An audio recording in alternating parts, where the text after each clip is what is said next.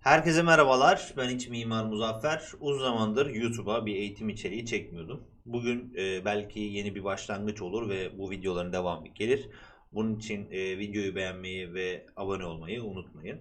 SketchUp'la D5 Render bir araya geldiğinde ne kadar kuvvetli olabiliyor? Özellikle D5 Render son versiyonunda 3.0 versiyonunda SketchUp'a özel güzellikler getirdi. Bugün aslında bunu birazcık ele alacağız. SketchUp içerisinde bir eklenti geliştirdiler ve bu eklentiyle beraber ister render alabilirsiniz D5 render'ı açmadan, isterseniz de yapay zeka ile görselleştirme yapabilirsiniz. Şimdi eğitime geçelim. Öncelikle şu merceğini düzeltelim SketchUp'ın. Buradaki zoom kısmına tıkladım. Burası normalde 35 olması lazım. 70 tek kalmış. Bu şekilde hemen sahnemi de şöyle update edeyim. Birazcık daha büyütebiliriz gerçi ya. 50 yapalım. Ve şurayı bir daha bir update edelim. Evet, şimdi SketchUp ile D5 Render arasında bir bağlantı için normalde bizim bir tane pluginimiz vardı.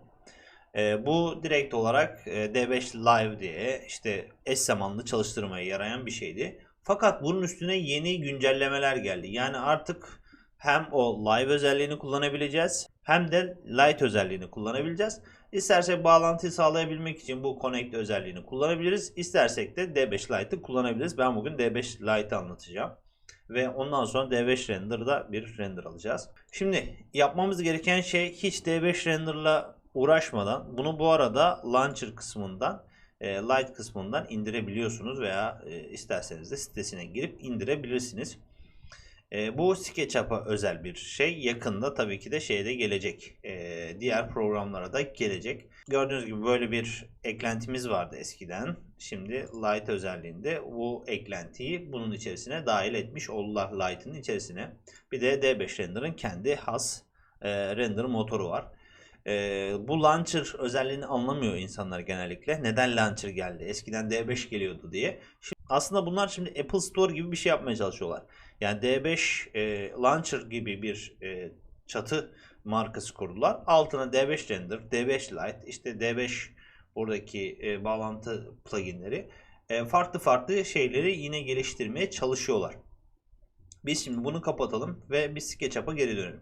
Şimdi bu Light özelliğinde neler var? Buraya bir tıklıyoruz arkadaşlar. Bir yeni pencere açılıyor. Aslında bunu birazcık Enscape'e benzetebilirsiniz. Enscape'e biraz benziyor. Gördüğünüz gibi böyle hemen buranın bir ekran alıntısını buraya getiriyor. Şu anda şu yukarıda sol üst köşede iki tane şey var. Seçenek var. Bu AI modu, yapay zeka modu. Buradaki kısma tıklarsam da D5'te ne gördüyseniz aynı şeyleri göreceksiniz. Buradaki simgeler falan değişecek. Hatta bir tıklayalım, birazcık kasabilir. Ekranı büyütelim. Gördüğünüz gibi burada ışığın olduğu. Bu arada D5 Render'daki komutlar burada da geçerli. Yani mouse'unuzun sağ tuşuna basılı tutarak bu şekilde bakış açınızı değiştirebiliyorsunuz. Ve buradan yine D5 Render'da olan şeyleri buraya kullanabilirsiniz. Bir de şöyle bir özelliğimiz var. Mesela burada hem ışık ayarı hem de malzeme ayarı yapabiliyoruz. Mesela ben buradaki tül materyalini burada cam olarak algılıyor. Ben buradan damlacıkla geldim, bunu seçtim. Bakın şu anda tül seçili. Buradan da materyal editör kısmına geliyorum ve buradan glass, gördüğünüz gibi demiştim, cam materyali olarak tanıyor SketchUp'tan geldiğinde. Biz bunu buradan genel bir malzeme olarak seçebiliriz. Şöyle. Bakın şimdi daha doğru bir tül malzemesi oldu. Sahne içinde gezerken biraz zorlanabilirsiniz. Çok böyle hızlı hareket edebiliyor maalesef. Auto exposure'ımız da açık. Şimdi yine ben şuradan damlacık aracıyla şuradan bunu seçtim, alevi. Ve buradan yine editörden General kısmını emissive olarak değiştireceğim. Bakın buraya şöyle ışık saçmış olacak. Gördüğünüz gibi burada ışık saçan bir malzeme haline geldi. İsterseniz buradaki bütün materyalleri siz de değiştirebilirsiniz. Burada bildiğiniz D5 Render'da ayarlar neyse aynı şeyleri yapıyorsunuz. Yani D5 Render'ı açmadan buradan render alabilirsiniz arkadaşlar. Mesela şuradaki çok fazla ayar yapmayacağım bununla alakalı. Şuradaki halı çok parlamasın. Bir kısa minik bir render da alalım. Tabi hemen kamerayı ona göre algılıyor ve şuradan damlacıklı şurayı seçelim. Ve materyal kısmına bir daha tıklayacağım. Çok fazla parlamasın. Roughness'ını arttırayım. Speckle'ı düşürelim. Normalde burada şey olması lazım. Kumaş malzemesini koymamışlar burada. Evet, şimdi sahnemize geri dönelim. Burada çıktı olarak şeyi alabiliyoruz. Kaliteli bir çıktı da alabiliyoruz. Bu da güzel bir sonuç. Daha önce ben burada D5'te çalıştığım için daha önce yapmış olduğum D5'teki light'ların tamamı gelmiş. Mesela bir aydınlatma eklemek istiyorsunuz. O zaman da geliyorsunuz. Şuradaki kısma tıklıyorsunuz. Aydınlatmalardan da bir tane tip seçelim. Mesela Spotlight eklemek istiyorum. Buraya geldiniz. Şuradan Spotlight ekleyeceğim. Buradan yönünü de belli edelim. Mavi aksı kilitledik. Böyle bir tane spotlight ekledik. İstersek kuvvetlerini de buradan ayarlayabiliyoruz. Açısını vesaire de buradan ayarlayabiliyoruz. Şimdi bunlara pek girmeyeceğim. Siz bunları kendiniz kurcalayarak bulabilirsiniz. Çünkü ayarlarını D5 ile hemen hemen aynı. Yani D5 render hiç açmadan SketchUp içerisinde bir pluginle bunların renderlarını alabiliriz. Bakın şimdi gördüğünüz bir ayar var. Ve biz bunun mesela auto exposure'ını bir kapatalım. Ve çıktılarına bakalım. Yüksek kaliteli PNG olsun. Buradan istersek güneş ışığını da kontrol edebiliyoruz. Efektler kısmında da mesela highlight'ı birazcık kısacağım. Shadow'u birazcık daha arttırabilirim. Sonrasında kontrastını arttırabiliriz. Şöyle genel exposure'ını birazcık kısacağım. Şöyle olsun. Böyle karanlık bir render olsun. Ve ben buradan bir render çıktısı almak istiyorum. Bu şekilde olsun ve kaydet diyelim. Evet, aldığı render'ı bir inceleyelim. Şöyle baktığınızda aslında malzemelerde ve ışıklarda normal D5 render'ın render kalitesinden aşağı kalır bir yanı yok. İsterseniz de dediğim gibi SketchUp'tan direkt olarak bir pluginle de render alabiliyorsunuz. Bu da çok güzel bir özellik olmuş. Şimdi bunun diğer bir yüzüne bakalım. Yani yapay zeka kısmına bakalım. Buradan yapay zeka kısmına tıklıyorum. Burada da şey yapacağım. Şuradaki kısma tıklayacağım ve SketchUp görüntüsüne geleceğim. Şu şekilde. Buradaki malzemeleri ben yapay zekaya yaptırmak istiyorum. Ben her projemde malzemeleri SketchUp'ta bitirmeye çalışırım. Yani burada bir boya attıysam eğer bu boya gerçek RAL kodundadır. Veya buradaki malzemelerin tamamı gerçek kendi rengindedir. Çünkü bugün D5 ile çalışırım. Yarın V-Ray ile başka bir gün Lumion ile çalışırım. Yani farklı render motorları kullanabileceğim için modelleme dosyamın içerisinde malzemeleri çözmem daha mantıklı oluyor. Bir de tabii ölçeklendirme gibi durumlar var. D5 render'da ölçeklendirme problemi yaşayabilirim. Doğru olmayabilir. SketchUp'ta bunu ölçeklendirmek daha kolay oluyor. Sizlere de tavsiyem bu şekilde. Bir de şimdi şöyle bir şey oldu. Yapay zekalar çıktıktan sonra artık mesela buradaki malzemeyi tanıyor. Ben bu malzemeyi kullanmak istediğim için şimdi yapay zekadan yapmasını istediğim tek şey şu. Ben normalde D5'e girecektim. Buna bir yansıma, bir pürüzlülük, ondan sonra yüzeyinde bir tortu yani bir engebe yaratmasını yapacaktım. PBR materyallerle veya buralardan ışıklar verecektim. Yani aslında yapay zekaya benim D5'te yapacağım şeyleri yaptıracağım. Onu da aslında çok fazla bir şey yapmanıza gerek kalmıyor. Çünkü malzemeler doğru olacağı için 3 aşağı 5 yukarı sadece malzemelere yansıma atacak. Tanıyacak malzemeleri ona göre bir tepki verecek. Mesela şuradaki kısmın alev olduğunu anlayacak. Ben sadece şuradaki cam kısmını tam yapamadığıma inanıyorum. O yüzden şuradaki kısma tıklayacağım. Ve bunu şöyle birazcık daha cama yakın bir hale getirirsek daha düzgün olacak. Evet, şimdi yapmam gereken şey şu. Önce bir tane stil seçmem gerekiyor. Ben buradan iç mekanından şurada modern bir de buradan da living room'u seçiyorum. Şöyle. Burada şeylere müdahale edebiliyorsunuz. Yapay zeka ne kadar müdahale etsin gibi. Ben fazla şey yapmayacağım. Ortalama bir şekilde default'ta tutacağım. Sadece dediğim gibi burada gördüğü şeylere malzeme eklemesini söyleyeceğim. İstersen buraya referans bir resim de ekleyebilirim. Yani şuradaki almış olduğum render'ı ekleyebilirim. Fakat şimdi eklemeyeceğim. İsterseniz ekleyebilirsiniz de. İsterseniz de prompt girebilirsiniz. Ben dediğim gibi buraya ekstra bir şey eklemek istemiyorum. Malzemelerim ışık versin. Bu şekilde kullanmak istiyorum. Burada da çıktı ayarlarım. 4 tane alternatif üretebilirdi. Ben bir tane üretsin istiyorum şu anlık. Ve yüksek kalite istiyorum. Ve buradan Generate özelliğini tıklıyorum. Ve oluşturmasını bekliyorum. Evet, yapay zekanın render'ı bu şekildeydi. Malzemeleri hemen hemen doğru yaptı. Burada bazı modelleri bozmuş olabilir. Şöyle yapalım. Bakalım. Yani buradaki şeyleri beyaz yapsaydı daha güzel olurdu. Şuradaki kumaşları. Fakat şu ana kadarki kullandığım yapay zekalar arasında en iyilerden bir tanesi şu anda D5 Render'ın bu yapay zekası diyebilirim. Yani buradaki malzeme doğruluğu falan olağanüstü gözüküyor. Mesela buradaki gölgeler ve buradaki ateşin şuradaki yansıması. Yani genel anlamda bozmadan yapmış. Fakat mesela burada böyle bir şeyimiz yok. Keskin hattımız yok. Fakat kendisi böyle bir yorum yapmış. Ve tabii buradaki vazomuz da bu şekilde değildi. Tabii bunlar birazcık daha dekoratif şeyler olduğu için bunlara takılmıyorum. Ama mesela şurada bir hatam vardı benim model yaparken. Onu acaba düzeltir mi diye ben SketchUp'ta düzeltmemiştim. Onu da düzeltmemiş bu arada. Aynı şekilde devam ettirmiş. Ahşaplar gördüğünüz gibi. Aslında yapmış olduğumuz şey şu. Biz malzemeyi verdik. Buradaki yansımasını, işte buradaki tırtıklı yapısını, bakın şuradaki derzlerini, buradaki yansımalarını, derilerdeki yansımalarını vesaire biz D5 render'a yaptırdık. D5 render'da tabii ki aslında bir render motoru olduğu için bunu en doğru yapabilecek sisteme sahip.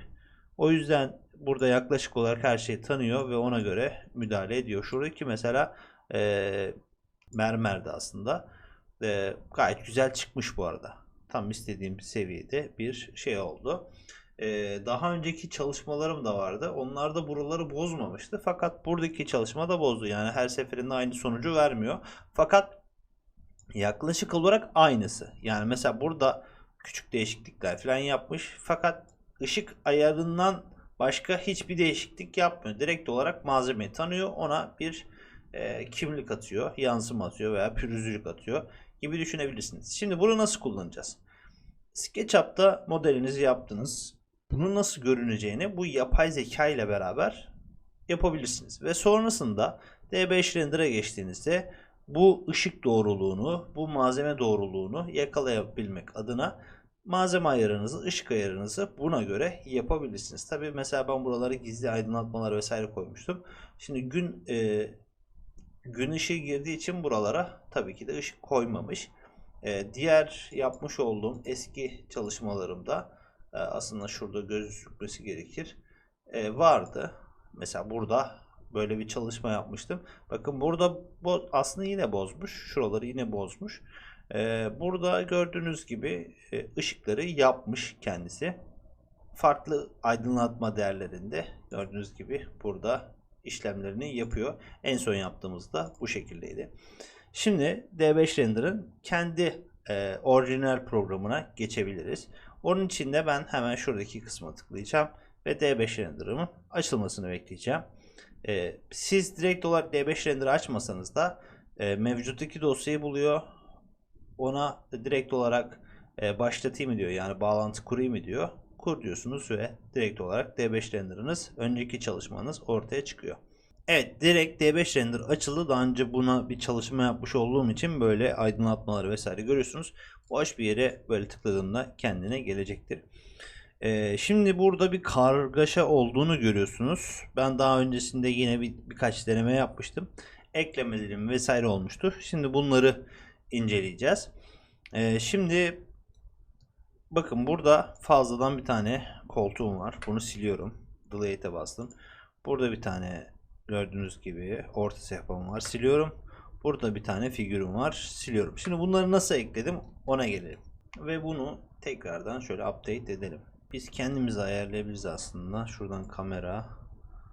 Bunu 25'e çekeyim. Şöyle bir şey olsun. Evet, şimdi bunu kaydedeceğim. Kaydettim.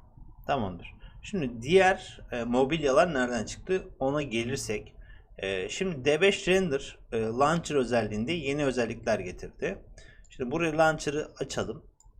Eskiden sadece bunlar vardı. Light da yoktu aslında. Sonrasında bir Works diye bir şey getirdi. Works aslında 3D Sky'a benzeyen bir şey. Yani içerisinde çok kaliteli modellerin olduğu, malzemelerin olduğu kütüphane gibi düşünebilirsiniz. Buradan ücretli veya ücretsiz model indirebiliyorsunuz. Şimdi şunu algılamayın. D5 Pro aldım, hepsi bende açık diye düşünmeyin. Bunu ücretsiz versiyonunu kullanan da girebilecek. Fakat aynı 3D Sky muhabbetindeki gibi ücretli modeller var, ücretsiz modeller var. Bu birazcık D5 Render'dan bağımsız gibi çalışıyor gibi düşünebilirsiniz. Burada bunun listesini görebiliyorsunuz. Bakın, isterseniz bunları aratabilirsiniz. İsterseniz de şurada bir tane kataloğumuz var. Buradan ayarlayabilirsiniz. Ve burada çok güzel modeller var bu arada. Mesela buradan bir mobilya seçelim. Şöyle filter burada uygulamamışız. Mesela burada ücretliye denk gelecek miyiz bir bakalım. Şu ana kadar gördüklerinizin tamamı ücretsiz bir şekilde tek bir tıkla indirebiliyorsunuz. Bakın şunlar ücretliymiş. 6 dolar vesaire. Bakın bunlar da ücretliymiş. İsterseniz de şunu yapabiliyorsunuz. Geldim buradan free dedim. Sadece ücretsiz olanları indir gibisinden. Ben daha önce indirdiğim dosyaları nereden bulacağım? Şuradaki kısmı tıklıyorum. Burada da my list kısmında şuradaki kısmı tıklıyorum. Daha önce yapmış olduğum, indirmiş olduğum çalışmalar bunlar. Biraz önceki çalışmayı buradan almıştım. Şimdi şöyle bir şey yapmama gerek kalmıyor artık. Yani model içerisinden eskiden 3D Max, SketchUp gibi şeylerin içerisinden model atamaya çalışıyorduk. Şimdi D5 Render hem modeli de içerisinde barındırıyor, hem malzemeyi de içerisinde barındırıyor. Yani hazır bir obje kullanmak istiyorsanız D5 içerisinden de artık kullanabileceksiniz. Ben mesela bunu değiştirmek istiyorum veya orta sehpayı değiştirmek istiyorum. Ben SketchUp'a geliyorum. Buradaki kısımlardan işte koltuğu seçiyorum. Ben bunları layer layer ayırmıştım zaten. Koltukla sehpanın gözünü kapattım. Sonra şuradan hemen bunları update ettim. Bakın boş bir şekilde geldi. Ben geliyorum asset kısmından, pardon. Ben geliyorum buradan istersen buraya tıklayıp bunu buraya alabilirim. Ama siz sıfırdan nasıl indirilir bir daha görün diye. Buradan gelip herhangi bir şeyi indirelim. Şu anda pek bir önemi yok. Nasıl duracak, nasıl gidecek bununla ilgilenmiyoruz. O yüzden mesela buradan çok da kötü bir şey almak istemiyorum. Mesela bunu alsak nasıl olur? Hızlıca indi. Tıkladım ve basılı tutmama gerek yok. Böyle buraya boşluğa tıklıyorum ve buraya aktarıyor direkt. Evet, modelim geldi. Şöyle konumlandıralım da. Şöyle 90 derece. Bu şekilde konumlandırıyorum. Şimdi de daha önce almış olduğum şeyden şuraya tıklıyorum. Buraya bırakıyorum. Direkt olarak modelim geliyor. Şöyle sarı kısmından tuttuk. Şuraya getirdik. Ve bunu küçülteceğim. V tuşuna bastım. Scale moduna geçti. Şöyle küçülttük. Şimdi gördüğünüz gibi burada Launcher özelliğinde, Works özelliğini görmüş olduk. Burada başka bir şey daha göstereceğim arkadaşlar size. Asset kısmından yeni bir özellik. Normalde biz buradan AI Snap özelliğini kullanıyorduk. Yani buraya tıkladığımızda herhangi bir resimden direkt olarak bunun mesela şuradaki mermeri direkt olarak ben buradaki D5 Render'a aktarabiliyordum. Şimdi D5 Render şunu da yaptı. Model kısmına gel diyor. Ve buradan artık resimle model üretebilirsin diyor. Buraya tıklıyorum arkadaşlar. Tıkladığımda daha önce yapmış olduğum modelleri burada görebilirsiniz. Ben şurada böyle bir insan figürü yapmıştım. Bir tane yine aynı figürü yapacağım. Şuraya tıklıyorum. İndirilenlerden. Şurada dekor diye. 2 tane açısı var. Ben bunu alıyorum. Aç dedim. Şimdi farklı bir açıyı da şuraya kaydedelim. Buraya bir tane de isim verelim. Adam 2 diyelim. Çünkü bir tane yapmıştım. Sonra buradan Generate özelliğine tıklıyorum. Yani şimdi 2 tane görsel verdim ve bana 3 boyutunu verecek. Ya bu özellik cidden çok çok önemli bir özellik ve hiç kasmıyor. Normalde modeli alırsınız. Poligonları çok yüksek olur. Bazen çizim patlayabilir. Bazen çok kasabilir. Hiç kullanamazsınız falan. Fakat burada hem çiziminiz ağırlaşmıyor hem de çok güzel sonuç veriyor. Evet, modeli bitirdi. Şimdi buradan indir kısmına tıklıyorum. Ve burada yapacağım şey normal bir model alınmış gibi tıkladım ve buraya bıraktım. Ve yine bunun scale ile oynayalım. V tuşuna basıyorum. Move yapacağım.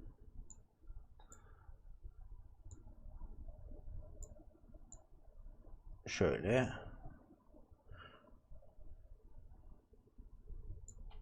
Gördüğünüz gibi modelim hazır. Şimdi yine sahneme geri dönüyorum. İstersem şu anda bu açıyla render alabilirim. Works özelliğiyle buradaki mobilyayı ekledim. Buradaki mobilyayı ekledim. Sonrasında resimden 3D model yaptım. Buradaki figürü ekledim. Şimdi yapacağım istersem efektlerden birazcık oynama yapıp şöyle birazcık daha koyu tonları çok hoşuma gitti çünkü yapay zekada. Bu şekilde yapıp belki buradaki ışıkları full kapatabilirim. Yani şunları kapatabilirim veya birazcık daha geri çekebilirim şöyle. Şöyle olabilir. Ve buradan render alabilirim. Yani sahnemi kaydedip bu şekilde render alabilirim. Bir de biz render alalım. Yapay zeka aldı. Bir de biz render alalım. Ve bir kıyaslama yaparız. Aslında buradaki mobilyalar değişti. Pek bir kıyas yapılamaz ama şunun sonuna bir tane artı ekleyelim. Kaydet. Evet, bu D5 Lite'ın render modunda almış olduğumuz, pek fazla da bir ayar yapmamıştık. Sadece şuradaki kısımla perdeyi yapmıştık. Aldığımız render. Bu yapay zekanın bizim için aldığı render. Bu da D5 render'da ışıklarının malzemesini her şeyiyle bizim müdahale ettiğimiz, bizim aldığımız render. Bu şekilde siz de kendi görselleştirmelerinizi oluşturabilirsiniz D5 3.0 ile beraber. Evet, bugün anlatacaklarım bu kadar. Umarım bu videoların devamı gelir. Beni de desteklerseniz abone olarak ve videoyu beğenerek mutlu olurum. Bir sonraki videolarda görüşmek üzere. Hoşça kalın.